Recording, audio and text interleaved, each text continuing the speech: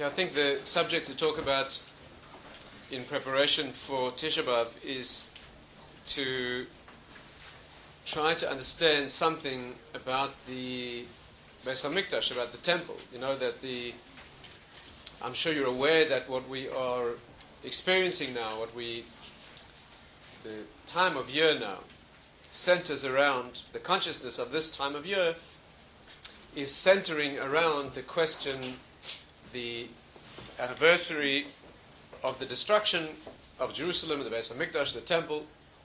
That's a hard thing to understand. So let's try to work on that a bit. You know, of course, the real problem is that the real tragedy is that we can't feel the tragedy, right? The problem is that here we are missing something that we don't really miss. You know, two people who love each other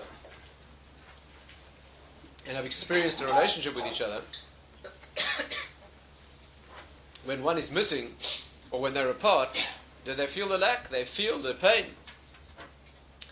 But it's very hard to expect someone to miss someone they never knew. So that's our situation. We are here supposed to develop a sense of tragedy about something that we never really knew. We don't really have any idea about what it is that's lacking. It's very hard to feel that. I think the way to approach that is to begin the study of what does the temple mean? What is the Hamikdash? You know, is this a building in Jerusalem where sort of people gathered, or is it something more than that? Let's try to put our heads into something about its meaning, so that when we get to Tisha B'Av next week, if things haven't changed, then we will at least begin to understand the meaning of that emptiness.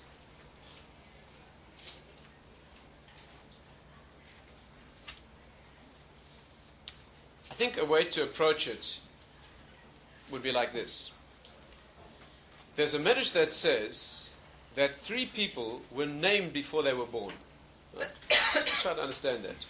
3 people in Torah, maybe more, different opinions, but let's talk about these 3 who were named before they were born. Who was named before they were born?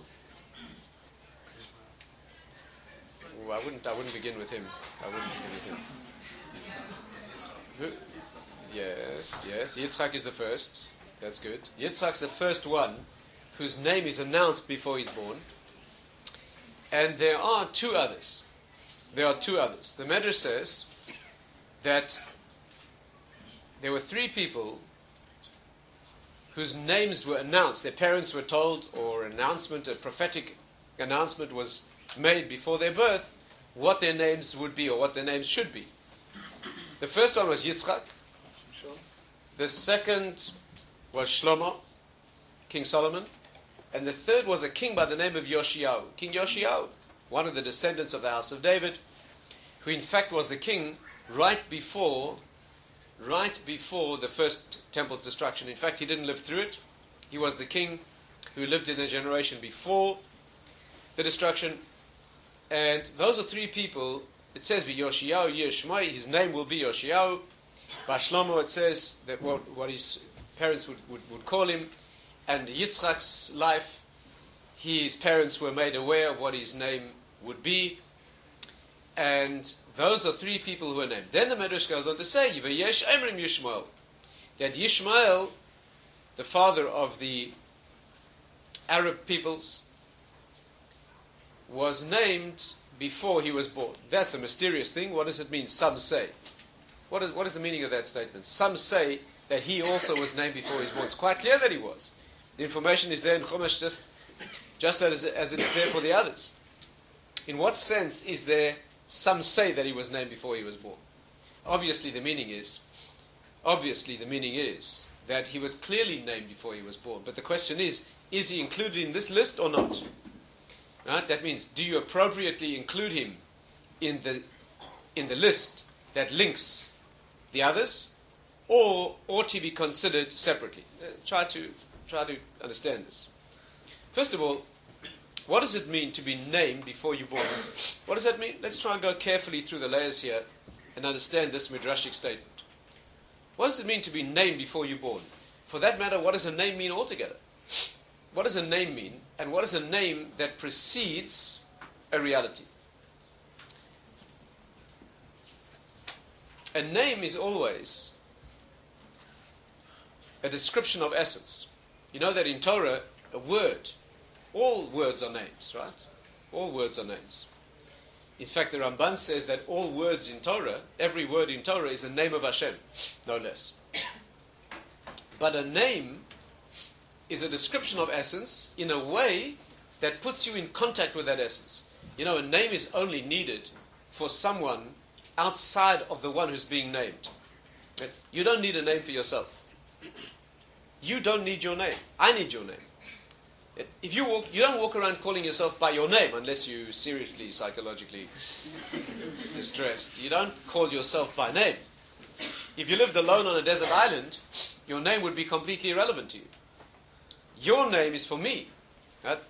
Your name, you know, in slang, in modern slang, in certain quarters, a name is called a handle. A handle. A handle is something that you can use to get hold of something. Right? When you can't hold the thing itself, it's a point of attachment. A name is something that is a way of those outside of you making contact with you. When I want to call you, then I state your name, and that gives me a point of contact, not just convenience, but a point of contact with your essence. Actually, the word shem in Hebrew is derived, it's the root of words that mean essence. The word shem in Hebrew is the root of the word neshama, which means a soul. Right? Incidentally, the word shem, which means essence, name that specifies essence, is one of those amazing words in Hebrew that mean two opposite things at the same time. The word sham in Hebrew, which is the root of neshama, is also the root of the word shmama, which means desolation and destruction. Right? A desert or a wilderness, just like the word dibur in Hebrew means to speak, and a desert is called midbar, a place where there's no meaningful speaking. Similarly, the word sham is the root of the word soul or essence, and also the root of the word for a place where there's no essence. You know that the word shem means a name. It's the root of the word neshama, meaning a soul. It's also the root of the word shamayim, which in English is translated completely inadequately as heaven. You know, you talk about heaven and earth. So in Hebrew, those things are shamayim and aretz. In English, they carry the connotation of heaven and earth. You know, the skies and the earth. That's not the concept. The word eretz means running. Not earth. It means running towards. And shamayim means destination. The word shamayim in Hebrew spells shamim. In other words, all the composite endpoints, all the destinations of movement that you could ever think of. So it's the essence of, the word means there. Sham, same word as shem, means there. Destination. End of movement. That's what a name is. A name is an expression that connects one to essence. It's not essence, it's outside of, but it expresses essence. That's incidentally why we have a tradition that parents name their children. When a child is born, we have a deep tradition, mentioned in many places, that when the parents see the child, maybe the mother, especially the mother, they're given a sense, almost a hint of prophecy, that the child's name is their name. That means that you have given a certain ability when you see the child. Very often parents plan a name for a child before the child's born. Right? Plan a name. This child's going to be called, Esmeralda, Marmaduke, Montgomery, nice Jewish names. And then the child's born, and he doesn't look like Montgomery to them. He looks like Brett or Archibald. But there's a truth in it. The truth is that when you see the child, there's a certain gift that the parents are given of being able to bring down, as it were, his name. The name is a deep connection with his essence. And that's why it's very significant. Now, what does it mean to be named before you're born? The concept is that the name is an attachment to the person that describes and states his essence. Being named before you're born is an amazing thing. very, very uncommon, extremely uncommon, maybe very few people ever in the history of the world, that the Torah speaks about this way. It means that this person's path in life is uniquely aimed at destination. That this person's life, more than others, or in a particular sense, this person's life will move towards a concentrated destination with nothing being wasted. So much so that before he's born, it's already apparent. Normally when a child's born, the name somehow crystallizes around the child. And will he live up to his name, so to speak? His life will show. But a person being named before he's born, it means that the destination has been specified. This person's essence is already clarified in the world.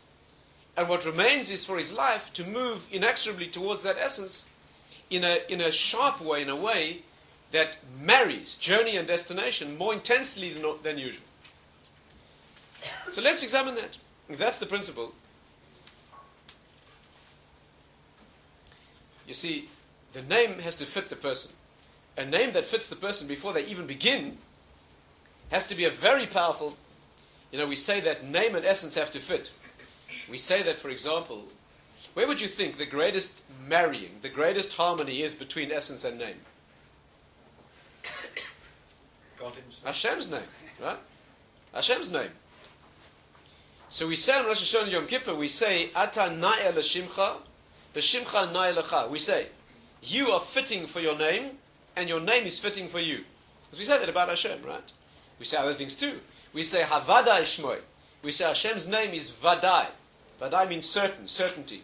That's how we name God. We say your name is, of course what we mean is that our problem, of course, is lacking certainty, right? We don't see him clearly. So on Rosh Hashanah Yom Kippur, when we try to make him king of the world, as it were, so then we work on that clarity and we bring ourselves to the point where we want to describe him as certain and not doubtful. So we say your name is certainty.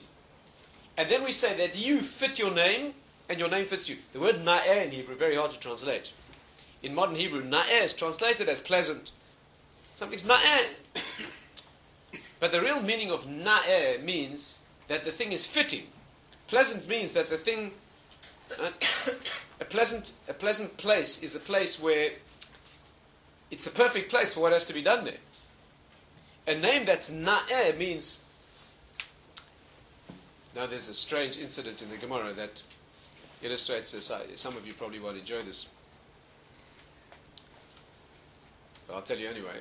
The Gemara says, what does it mean, na'eh? Na'eh. The Gemara says there was a woman once, who was married, and she was obviously very problematic. In fact, she was such a problematic type that her husband eventually got to the point of making an oath, a shvur, that he had nothing to do with it. He had nothing to do with it, unless she could show him something about herself that was na'eh. Unless she could show her husband something about her. It was na'eh, something that is fitting, appropriate. Well, apparently she couldn't. So she went to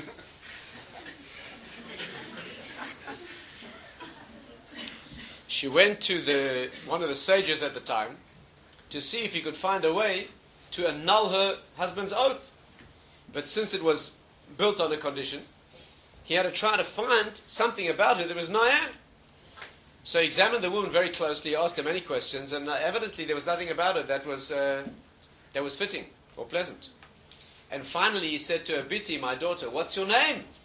And she said, Lichluchis. Now, that is, I don't know how you translate that, but it's a very distressing name. It means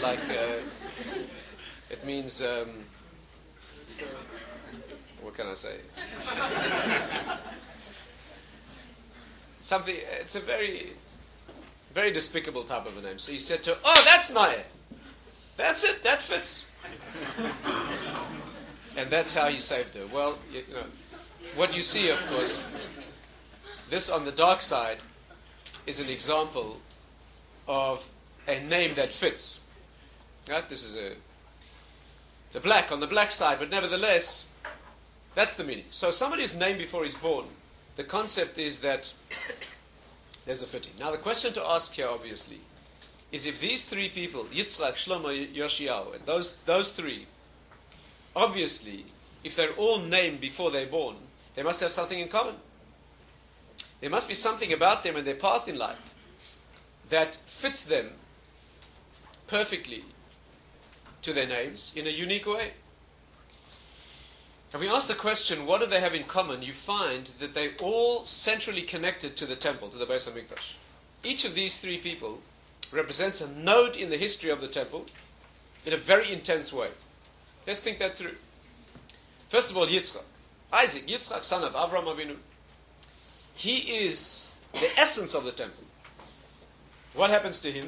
He's brought as a sacrifice himself in the place that will become the place of korbanos, of sacrifices. Let's try to understand this, right? You know that when he's a young man, his father is commanded to bring him as an oila, as a burnt offering. And in that amazing story, Avraham Avinu brings him and he builds an altar exactly on the place where the temple is to stand later, which according to Kabbalistic tradition is the center of the world. It's the rock from which the world spreads out, what's called the Even Shtiyah. Even Shesiyah means the rock of formation, of foundation. From there the world, the creation begins. He brings him to that place and he builds a mizbech, he builds an altar, he puts him on it, he binds him on it. And then, according to the story in Chumash, he survives. It's a test after all. And he survives and he goes off to get married. And according to the Zohar, he gets killed. You know that the Chumash is always telling you a story on one plane, and the Zohar is always telling you what's happening in a deeper world. And it's based, of course, on a Medrash. The Medrash says that Ephro shel Yitzchak, the ashes of Isaac, are always before me. In other words, although technically speaking he survives, but on the other hand, in some deep way, he's burnt. His ash remains on the Mizbech. What is this paradox? Does he survive or doesn't he? See, two things are happening here. On the physical plane, he survives in the world. But on the spiritual plane, he transcends into another world. Right? You know that the Zohar in one place, Tikkunei Zohar, says that the word Yitzchak, this name, breaks down into two words. Ketz Chai. Ketz Chai means death in life. Which means that he is the first figure in the history of the Jewish people, right? He's the first Jewish child, as it were. And his life is one that demonstrates what it means to live in this world of the finite and the limited and the infinite, eternal world at the same time. Right? Of course, it's because of that that we become an eternal people. It's because that he is our Father, who is an individual who lives in this world naturally and physically and yet has already died. Right? He lives the impossible. And that's why the Jewish people are a people. We begin where the impossible ends. And of course, that's why his name is laughter. Yitzhak means laughter. It doesn't mean laughing. It means he will laugh. Not now. This is what you call the last laugh, not the laugh throughout history. That's very problematic. The Jewish people have not been laughing throughout history. Our history has been one almost unbroken chain of disaster and tragedy. But what it means is a laughter in the end. And of course, laughter is a whole subject in its own right. But laughter always means the putting together of impossible opposites. Why is he called laughter? Why is Yitzhak called laughter? Because to live and die at the same time, what is laughter?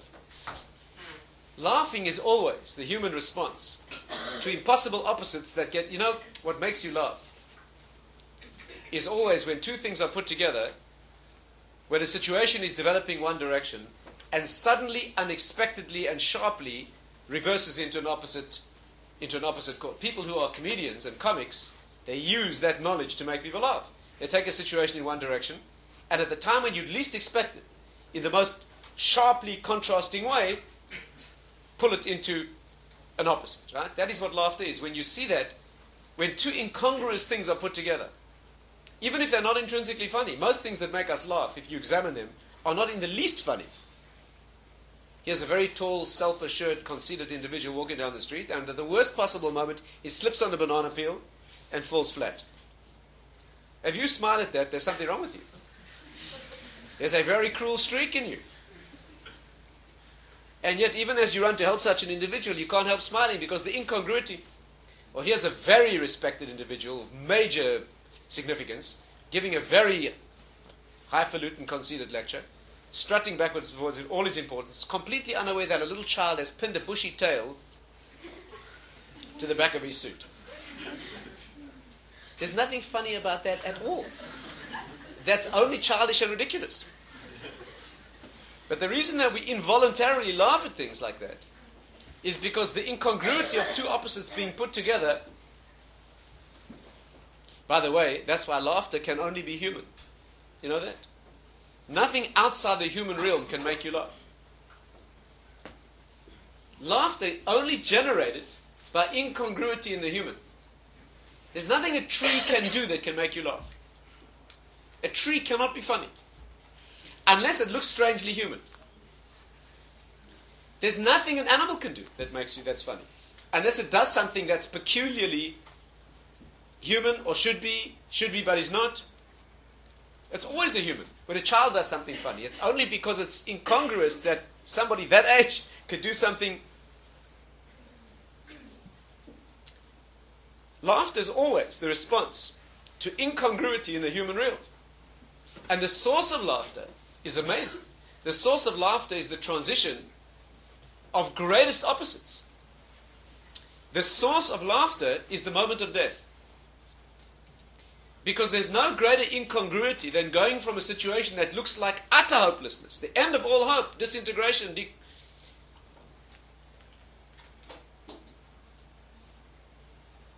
And yet on the other side, it's a birth. Of course you can't see it from here. The Gesher HaChaim has a famous illustration in which he looks at birth. He talks about two twins in the womb.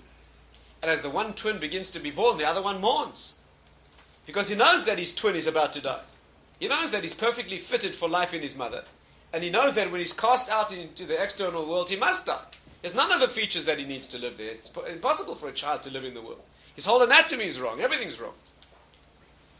And as the child is passed out and leaves him alone, he mourns the death of his brother. Not knowing that this moment of birth is only the beginning of a lifetime. That makes pale into significance what they experience here. And of course, it's no accident that a grave is called a womb. In Hebrew, the sages, when they want to speak about the woman's womb, they call it the grave. They call it psichas hakever. When the grave opens, when they talk about a woman's womb. What a strange thing to do. Because, of course, that is the place. The grave is a place where the seed of a human is planted. And the Talmud says, you can learn the process of birth. If that is what birth is, can you imagine what the birth is on the other side of this life? Now you have to take it on faith. You don't see it. And that's why a person understands this deeply. A woman, for example, a woman of faith, a woman of greatness. She laughs at the day of death. Imagine that. She laughs at the day that's the last day because she knows that all of this is only a preparation. Why a woman? Because a woman goes through that in her body. A man doesn't know that. A woman in her own body goes through an experience that looks and feels like death of two people and turns out to be the giving of life. Incidentally, you know what our custom is? We sing that Eshes Chayil. We talk about such a woman. We sing about her on Friday night. As the sun goes down and Shabbos comes in, that's what we choose to sing. Why? Why do men stand up and sing the praises of their wives? Because she made Shabbos. She got very tired. She worked hard. It's because a woman represents the transition of the grave. Of being able to take what looks like death and understand that it's life. And Shabbos is exactly that. It's where the week enters the zone of Shabbos. The week is the symbol of this world with all its difficulty and ordeal. Shabbos is an existence of the next world. So the transition, the real birth, the messianic birth, there's a premonition of the messianic birth every Shabbos. The messianic age is called Shabbos. That's why we say, Az Yamale Pinu, then our mouths will be filled with laughter. Not now. Can't laugh in this world fully. You have to be insensitive to laugh fully in this world. But in the next world, and nothing funnier than that, when you see a world of destruction and torment and brutality and death, is only the necessary preparation for something else.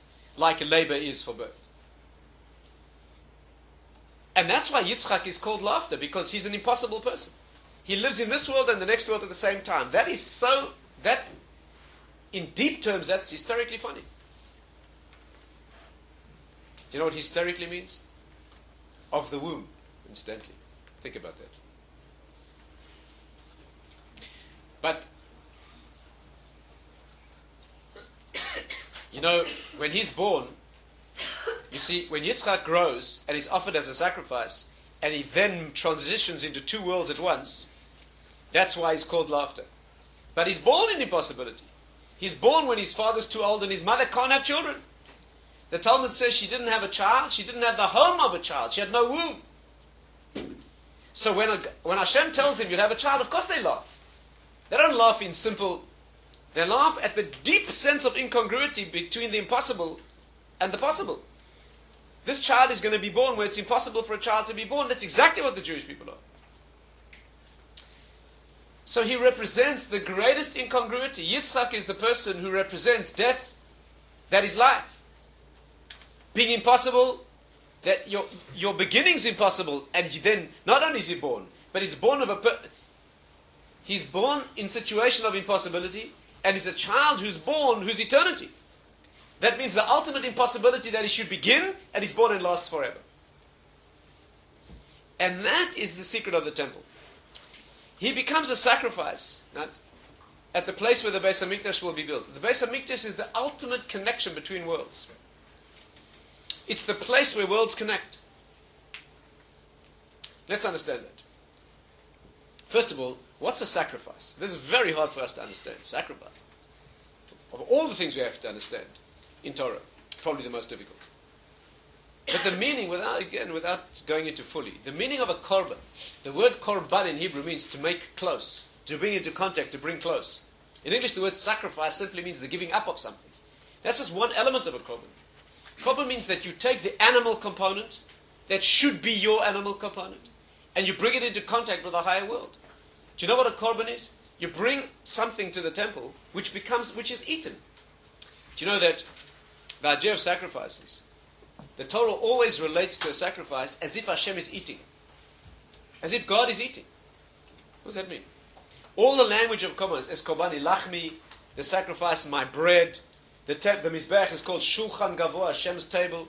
There always has to be salt, like all meals have to have salt. All the laws and concepts of sacrifices are as if to say Hashem. The Nefesh HaChaim explains that eating is always the secret of connection between soul and body. Why do we eat? Why do we eat? Why do we need to eat? Why was the world created in such a way? Because eating is the necessary energy that keeps the magnetic opposites of body and soul together. Body and soul are complete opposites. Nothing could be more opposite. The soul is finite, the body is finite and limited and earthy. The soul is a spark of infinity. How do you put those two together? One of the greatest mysteries in philosophy is how a non-material mind can move a material brain. Completely beyond human understanding. It's a genuine problem. How do you put together two opposites? How do you put together a spark of infinity beyond time and space into the finite space of a body? How do you take a spark of perfection and purity and put it into a body of contamination and excrement, given to its own decomposition and its own...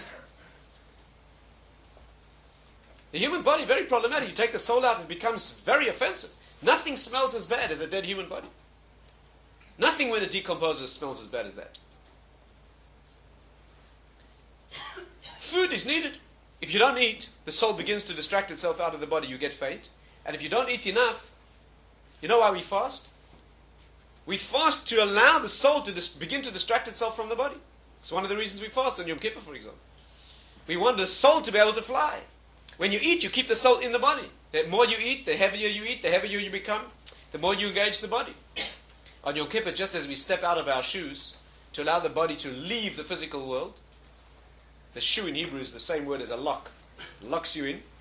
Similarly, we don't eat. We allow the soul to become free of the body. Eating is the energy that keeps the connection, keeps the soul in the body. Sacrifices, korbanos, are where the world eats. When you don't eat, your soul is not attached to your body. When we don't bring korbanos, the Shekhinah, Hashem's presence, is no longer connected to the world. That's the secret. That's why the world's in a bad state. Right? All we have now is substitutes for that. We're living on very thin diet, the world. The temple is the place of connection. You know, the temple, the Beis Hamikdash, has three functions. The mouth, where you eat, has three functions. The human mouth has three functions, three natural functions. Eating, speaking, and kissing. 3 natural functions of the human mouth. These are all functions of connection. Eating is keeping the connection between soul and body. Speech is the connection, again, between abstraction and physicality. Speech is where you take a concept that is too ethereal, too abstract for you to experience, in the secret, unrevealed world of my potential, and you bring it into the world of physical expression. That's what speaking is. Apart from the fact that speaking connects people. Right?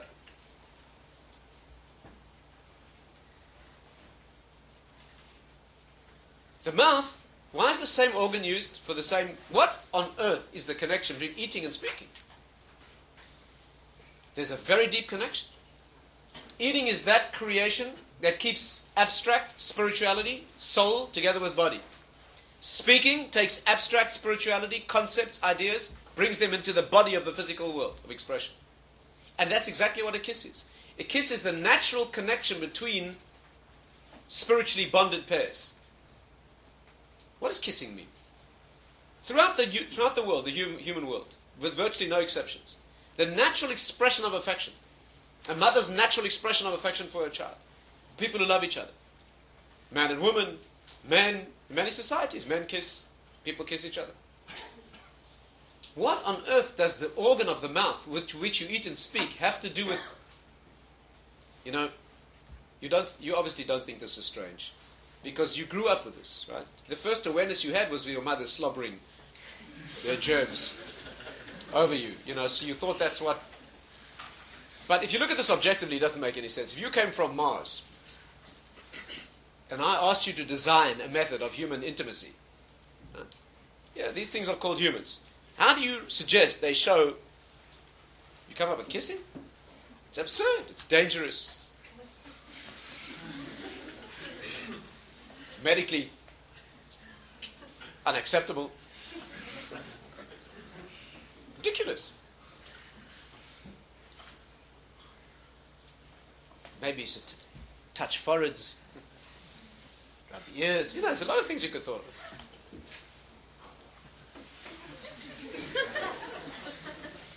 The reason is, the mouth is the organ of connection.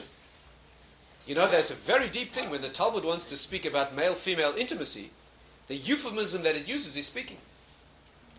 When the Talmud speaks about a woman alone with a man in an improper relationship, it says, Ra'uha medaberes, they saw her speaking. It doesn't mean speaking. In Torah, when you use a euphemism, you don't just simply use a word that means something else. You use a word that means something else that is the essence of the thing you mean, in a more refined way. The Talmud, incidentally, in Tanakh, when it wants to speak about a woman behaving immorally, it either says speaking or eating. For example, in Mishlei it says, Achla v'machsa pia, she ate and wiped her mouth and said, I never sinned. Not talking about eating.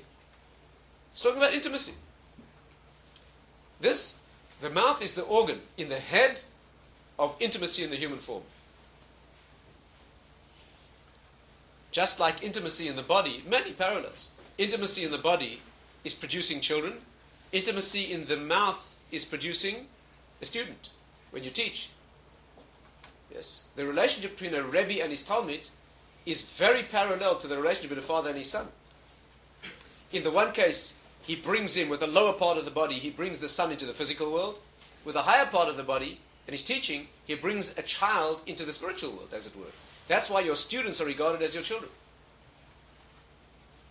Wasting words on a student who cannot learn is considered the same sin in Kabbalistic writing as wasting the power of intimacy in a non-productive fashion. The temple is the place of those 3 functions. What happens in the Beis Hamikdash? First of all, sacrifices is where the world eats. Secondly, where the world speaks. Between the 2 golden angels in the Kodesh Kodashim, in the Holy of Holies, is where the voice is heard. It's no accident. And the temple is the place of kissing. The Talmud says that's the place, Denashki Shmaya V'Aradadi, where heaven and earth kiss. Because that is the place where the spiritual world makes contact with physicality and the creation begins from there. If there's one place you can feel Hashem's presence more closely, where it's more intense, as it were, is in the Beis Hamikdash. This is the point of kissing, the point of connection. Do you think it's accidental that in the Holy of Holies, that secret private room, The two figures that are carved there are male and female. The two golden angels with the faces of children are male and female embracing. And when our relationship with Hashem is close and intimate, they embrace. And when our relationship with Hashem is distant, they face away from each other. Miraculously, even though they were one piece of gold. So the Beis Hamikdash is the place of connection between higher and lower worlds. And you see it in all the three functions.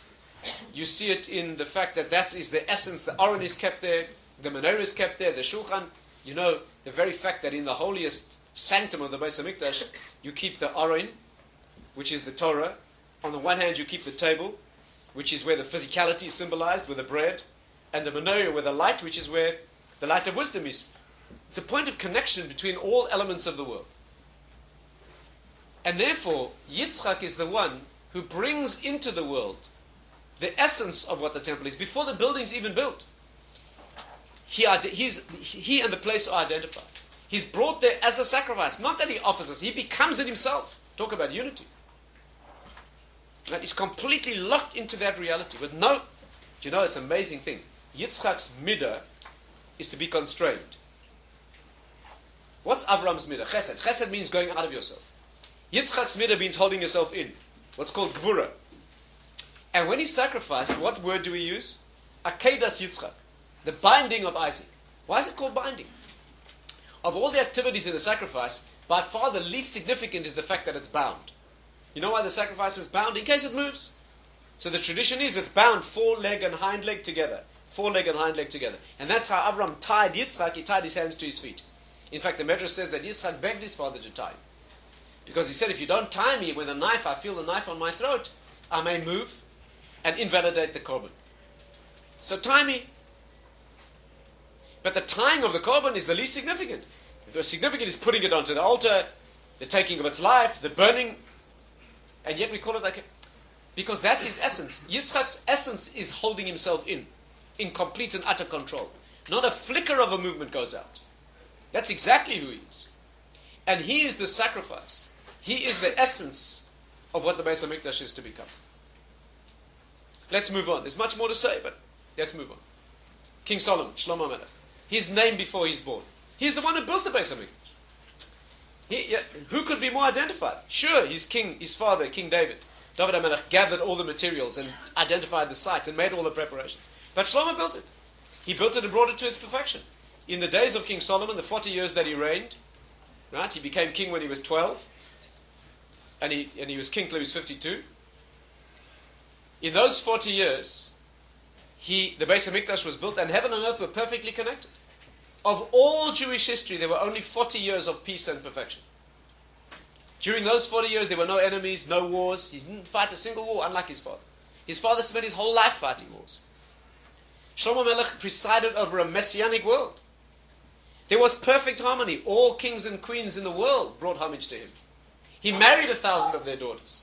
He was connected to every aspect of the world. Elef L'cha Shlomo, it means all 1,000 elements of the world were subsumed in his. Right? He is the one, you know, the word Shlomo, the word itself, if you rearrange the letters, it spells Hamashal. Mashal means an analogy, an allegory. He wrote the famous book of Mishlei, which means analogies, allegories. What does it mean? It says the Medrash, he was the one who gave a handle to the Torah. When there's something, I want to describe something to you out there that you can't see. There's no way you can see it. So I built you something here that's a model that's parallel to that. An analogy, a metaphor, a mashal. And from this, you get a handle on that. He wrote the book of Mishlei. It's all handles. The Medrash says it's like a man who couldn't reach the water in the well. So he tied string to string and rope to rope until he had a long enough rope to dip the bucket into the deep well of wisdom, and he brought up the water. That's what Mishlei is. By understanding Mishlei, you can get to the depths of Torah. He was able to connect you in his generation by his Mishalim to the depth of the Torah of Moshe Rabbeinu. The word Shlomo, if you rearrange the letters, it spells Hamashal, and if you rearrange the letters again, it spells Lemoshe. He's the one who connects you, Shlomo, through Hamashal, the analogies, connects you to Moshe. Right? He's the perfect connector of worlds. No mystery that he was the wisest person who ever lived. Second only to Moshe. The wisest human. What does the wisest mean? That is most able to connect this world with the world of wisdom. And therefore, of course, he builds the Beis Hamikdash, he builds the vessel. So listen to the progression. First person arrives on earth whose name is given before he's born. That means his destiny is clear, and his life is a perfect fulfillment of that destiny. He becomes the heart of the temple, the Beis Hamikdash. The second person arrives on earth whose name before he's born, builds the temple, builds the Beis Hamikdash, gives a home to that. And who was the third? Yoshio was the king who lived just before the destruction. And he fulfilled a third function in building of the temple. He gave it the ability to survive in destruction. You know, it says, Yitzhak became the korban, the sacrifice. Shlomo built the building, but he knew it was going to be destroyed. He was a prophet. And he knew that although there'd be many years, decades of perfection, ultimately would be destroyed. And therefore, when he built the Beis Hamikdash, he built an entrance to a secret system of labyrinths under the Harabais that would always remain secret, so that just before the destruction of the temple, the objects in the Kodesh, inside the Beis Hamikdash, could be taken. The Aron, the Menorah, one or two other things, could be taken and hidden away in that underground cavern. And with a long-standing tradition, there's even midrashim and latter-day stories of people who found a stone loose in the Azorah where they knew they could get into the... Many interesting legends about it. People who found openings, said they did, were told never to say. But there's the opening to some cavern under the Harabai, somewhere in the hills of Yerushalayim, under where the Beis Hamikdash stood, where just before the destruction, the objects in the Beis Hamikdash were hidden away, so that when the Babylonians destroyed the temple, they weren't able to take those things. In other words, listen well. When the temple was destroyed, what happened was its outer manifestation left the world. But in hiding in a cavern in the same place where no one can see, its elements still function. That means that when Yoshio hid those things, King Solomon, when he built the temple, prepared an underground hidden cavern. When Yoshio came on the scene and knew that the destruction was imminent, because he received a message from the prophet of his day, who was a woman by the name of Huldah. Huldah told him a prophecy that the temple's about to be destroyed, but you will be spared seeing it. Your greatness, the Torah says that he was an unbelievably righteous individual. Yitzhak, perfect individual, not a flicker of a movement outside what he should be doing. King Solomon, ultimate wisdom, life of perfection. And Yoshio says the Tanakh, there never was a king like him who returned to Hashem with all his heart. Right? In perfect righteousness. And Huldah said to him, the temple will be destroyed, but your righteousness will prevent your having to live through that. And when he heard those words, he went and he took the Aron, and he took the Menorah, and he hid them and sealed them in the underground cavern. So that when the temple was destroyed, secretly it will still be functioning. You know, the Sfas Emes says something that is amazing. The Sfas Emes says that in that underground cavern, in Jerusalem today, where none of us have ever seen, the Menorah is still there, and it's still burning. The Western light that always burnt miraculously is still light, and when finally we're given the privilege of opening up that cavern, we're taking it out, it's still going to be burning. Only we don't see it. It means the temple, the Beis Hamikdash is here, but it's in hiding. Hashem is in the world, but he's in hiding. Now, this is what you call Hester Ponim. So the three stages are, first you have the building of the heart, that's Yitzhak. Then you have the building of the building, the vessel, that's Shlomo. And then you have the donation, the contribution of the element of eternity. And that's called Yoshio. He puts all the things, he takes them away from the Beis Hamikdash and he puts them into hiding, so that when the building's destroyed, we go back to having the heart, but hidden. You know, these three, it's no accident, these three. They represent, in the Ramchal's terminology, head, body, and lower body. Three parts to the body. There's the head, there's the chest above the diaphragm, and there's the parts of the body that come below the diaphragm. The head always means the place of potential, of essence. Thought, for example. This is where all is generated, but you can't see it. Then you come to the part of the body where you experience essence. Heart and lungs is where you actually live. And it's no accident, of course, that that's where your sensations are. When you have terrible fear, right, or tremendously warm emotion, it's felt in the chest. This central part of the body is where you experience life. Below the diaphragm, you don't experience life. Below the diaphragm are all those parts of the body that are continuity. digestion, maintenance. Yeah, the liver, for example. The liver is the head of the organs that appear that are in the lower. The liver's function is to take food and make blood, put the elements of nutrition into the blood, which is a function of maintenance. The lower parts of the body are all donated, are all dedicated to maintenance, enabling you to continue, and procreation, where you continue in a deep sense into the future. Even the legs are attached, no accident. The arms are attached to the center of the body, because the arms are the tools of expression in the world. The legs are attached to the lower part of the body, because the legs are tools of continuity. What are your legs for? Your legs are for taking you from one place to another. That's why the legs and the ability to have children have the same terminology in the Kabbalistic writings. The legs take the body from one place to another in the world. Children take the parents from one generation to the next in the world. A son in the Gemara is called Kara Davur. A son is called the foot of the father, the thigh of the mother, and the foot of the father. The father walks on his children. The parents, as it were, walk through history on their children. You have head essence that cannot be seen. Raw essence, unclothed in a vessel. That's Yitzhak. You have Shlomo, which is the heart of the thing, in a vessel, manifest in the world in perfection. And then you have the ability to survive eternity.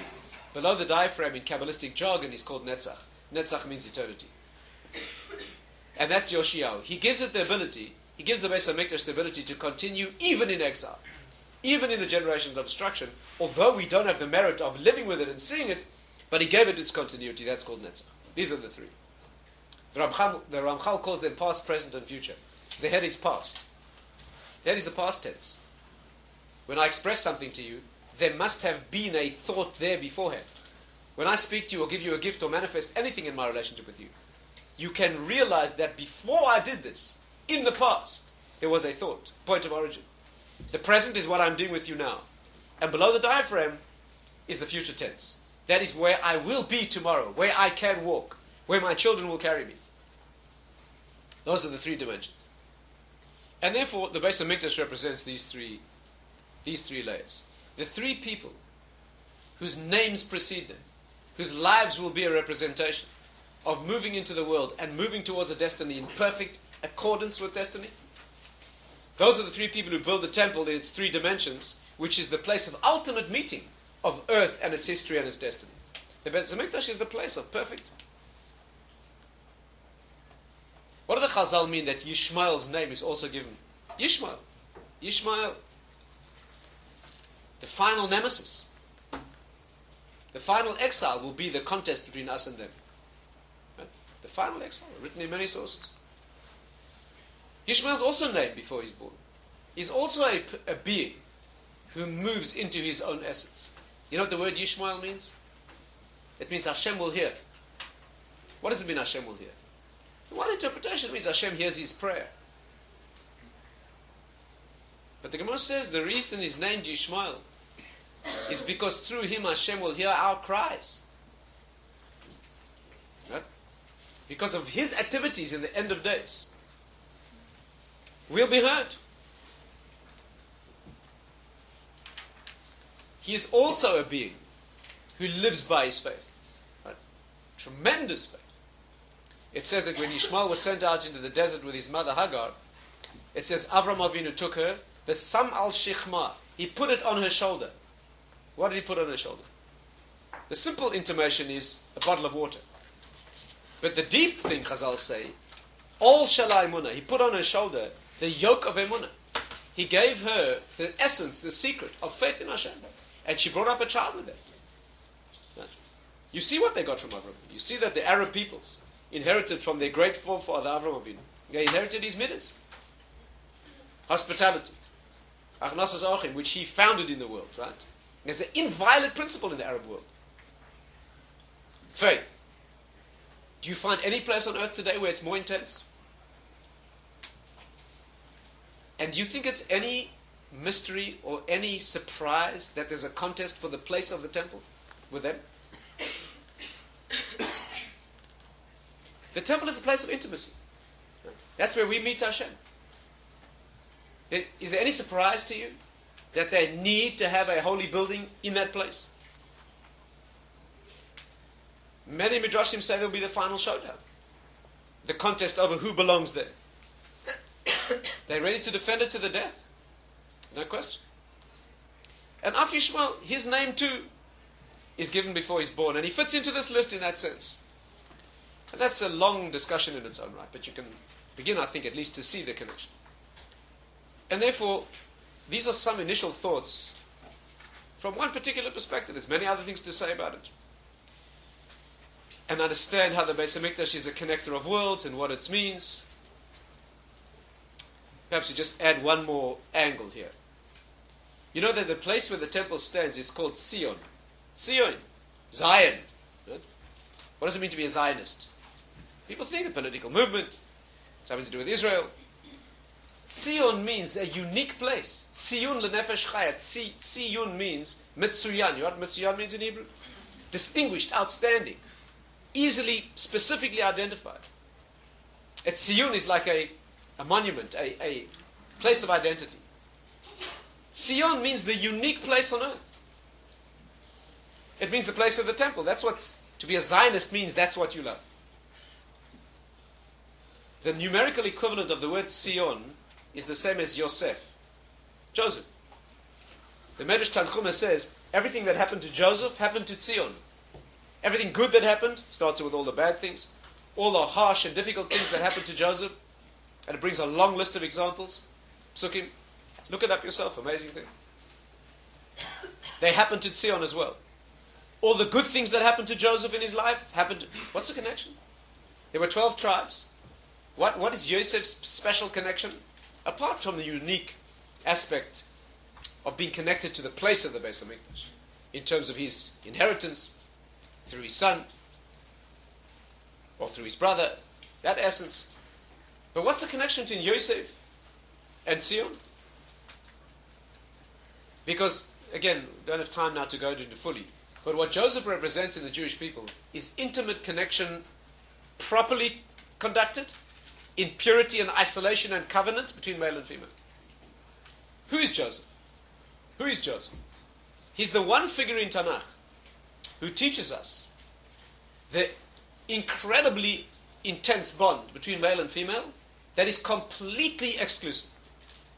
He is the one who spends a year resisting the seductive efforts of Potiphar's wife when he's only 17.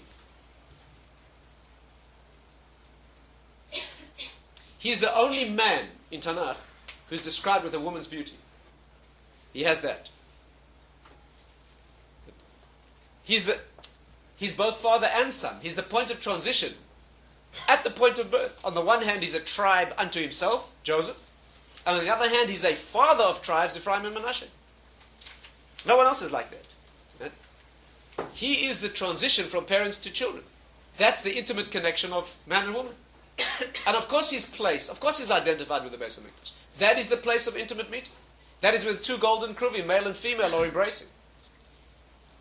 That is the symbol, if you like, the intense. That's the symbol of our connection with Hashem. And therefore Yosef, that's his place. There are many other ways you can approach this. But the thought I think we should leave with is what we're mourning, the emptiness that we should be feeling. Right? And all we can begin to do today is generate some emptiness about the emptiness. That's all we can do. Is that there is a place which should be a place of connection. That place, if it would be fulfilled, if it would be built, rebuilt, if we'd have it again, not just a place to go, a place to daven, to pray. Incidentally, why does all Jewish prayer go through the Beis Hamikdash? You always have to face Yerushalayim, right? You offer a prayer to Hashem, you have to face that way. Yerushalayim. Why? He doesn't hear you any place. Any prayer in the world. King Solomon made Shlomo Melech davened that any non-Jew who davens to Hashem, who prays to Hashem through the Beis Hamikdash should be answered unconditionally. Because that is the point of connection. That is where the two worlds meet. Obviously, that's where tefillah goes through in a sense. But that's the consciousness you have to have, is that that's the point of connection. It's a Kabbalistic mystery why you need a place. Why doesn't Hashem connect with the whole world? It's a fascinating and famous argument in Torah. Why didn't Hashem connect with the whole world? Why does it have to be one place? two opinions in there. One opinion is Hashem should have connected with the whole world. The fact that he's connected only through the temple is a result of sin and problems. And there's another opinion that that's ideal. It's not a fallen situation. That's the way it should be. Why? It's not appropriate now to go into detail, but real intimate connection, real intense connection, is very, very small in its focus. Just to put it in a refined way. When people are in love, the smaller the place of meeting, the better. The smaller the better. People are deeply in love, you can't crush them together too tightly. The Medrash says that. The Medrash says when our love was strong, we lay together on the blade of a knife. What does it mean? That when we moved out into the desert with a relationship with Hashem, and we had nothing else. A desert means there's nothing else, only us and Him. So we lay together on the blade of a knife. That means husband and wife met, he and we met in a small tent of skins. Very, very small place. That's where the korbanos, the voice, the point of meeting, very small. When we moved into Israel, across the border, now the relationship is not as intense. You move into the natural world, you have to work in the natural fashion, a lot of distractions. There the temple was not a small tent of skins. There's a big building. And the second temple, when our relationship is much more distant, was twice the size of the first. Doesn't mean it's better, it means it's worse. The Gemara says people who saw the second temple, who had seen the first, wept when they saw the second. It was devoid of the divine presence. And now, of course, we have nothing. So you know what the Medrash says? When our love was strong, we lay together on the blade of our knife. When our love grew weaker, a bed of 60 cubits became too small. And now that our love has grown as weak as it has, Hashemayim Kisi, the heavens are my throne, Va'aretz Hadam Raglaim, the earth is my footstool. Rabbi Avigdor Miller used to say, it's like a young couple getting married. You can't put them together too closely. Put them in a little basement apartment that's got only one room, it's absolutely fine. All they can think about is each other, it's no problem. A couple of years later, he moves into the east wing and she moves into the west wing. And they still cross paths too often. And a couple of years after that, opposite ends of the world. That's what it means. It means that this is the place of meeting. This is the small, humble, intense focus of meeting. Later it had to be bigger. It was more dilute, as it were. Then it got even more diluted. It was a place without a content. Now we don't even. Now all we have is the hidden reality. Okay, this is a few thoughts of introduction to the idea of Tisha B'Av, what the Beis Hamikdash means to us. And if we don't have it built, and we can't perceive its hidden essence, what we can do is study, at least to understand. If a child never met a parent, parent left, child never met him, it's very hard to miss him. But at least he can study. There's some communication. Begin to know, at least in theory, from a distance, second hand. That's all we can do. And therefore, we part with the thought that it's our job really to bring it back into revelation. It's by generating some point of contact, some understanding, at least, that we can hope to begin the process of rebuilding.